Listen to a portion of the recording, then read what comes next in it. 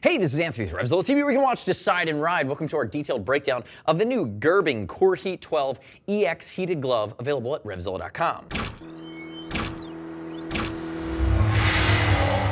3-season cold weather with heat. This is part of the Gerbing Coreheat12 line, which means it's 12 volt. It takes its power from your motorcycle. Remember, Coreheat7 is kind of using that battery power standalone. Anything you see with 12 volt means that you're going to need to connect it to a power source on your bike. Now, this is an insulated, waterproof, breathable glove that has a nice degree of technicality, part of the new line from Gerbing. It's going to be a nice step up from something like the G3, which is a very basic leather glove. But again, you still have that T5 hybrid in the line, which will either take 12 volt or use the battery power. Now, if we look at it, again, classic touring multi-season approach, uses the Aquatech liner, which is going to be waterproof and breathable, and there's almost a monkey fur on the inside of this, which is extremely warm even without the heat turned on.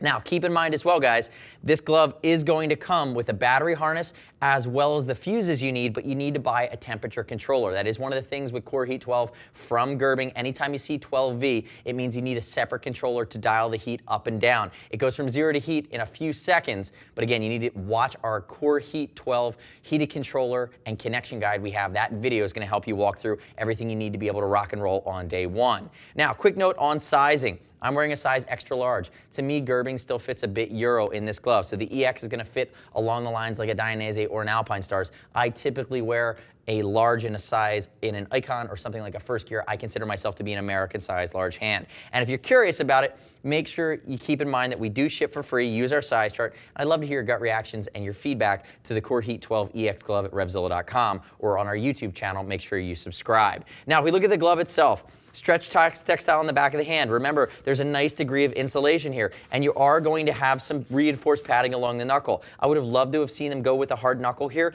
but again, it's more of that sport and sport touring realm for the multi-season rider than it is for the adventure rider. Again, I wouldn't be surprised if we see a hard knuckle from them in the future. Now, you are going to have in the fingers and the back of the hand a ton of your microwire. That's going to be your heating element from Gerbing. Again, tiny stainless steel filaments that go from 0 to 135 degrees in about 3 seconds. It's flexible, it doesn't wear out. It's a dramatic improvement over what we've seen in traditional copper wire heating protection. That is Gerbing's claim to fame, microwire.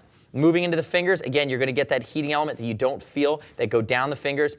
Little bit of areas of raised padding and elastication, and then notice the big area of reflectivity that goes along the lateral side of the hand. As I rotate over, you're going to see a visor wiper here. I would have loved to have seen them beef it up. I think it's just okay, but I do love the fact that they're using fleece on the inside. That fleece will help you with your visor, or it'll help you with your shield. It's also a nice snot patch if you are riding into cold weather. Cowhide in the palm of this glove, dual reinforced. Scaphoid protection at the base of the thumb, as well as a hard part landing zone slider here on the outside of the hand. Again, give you some low side protection. And I do love that they use one piece of leather that goes all the way up. Gerbing's spending a lot of time thinking through this product. It's nice that they've done this. They've encapsulated the outseam. They've given you nice protection at the palm. And I'll tell you, it's about 65 degrees in here today, and I'm sweating just wearing it, and I'm not connected to any heat. Now, moving into the wrist. You have the wrist closure strap to keep it on your hand, and you have a big enough cuff to go over the glove, or over the cuff, or under the cuff, depending on how you want to rock it. So remember, heated glove with heat on or off, you're going to be good to go. You do need to watch our Gerbing Coreheat12 heated controller and connection guide to understand, what you would need to purchase along with this. This is really that controller aspect to make sure you can regulate the heat. You just don't want to connect it directly to your battery. That's not our recommendation, although you can do it. You are going to get 3-season cold weather riding out of this. It's fall, winter, spring, and it is waterproof, and it's meant to last you a long time. Keep that in mind. The next step in your journey is to click right here, read other rider reviews at RevZilla.com. Remember, you don't have to take my word for it. As always, we're going to ship for free, and if you want to talk to a gear geek, see us at RevZilla.com or 877-792-9455. Thanks for watching our detailed breakdown of the Gerbing Coreheat12 EX heated glove. I'm Anthony. We'll see you next time.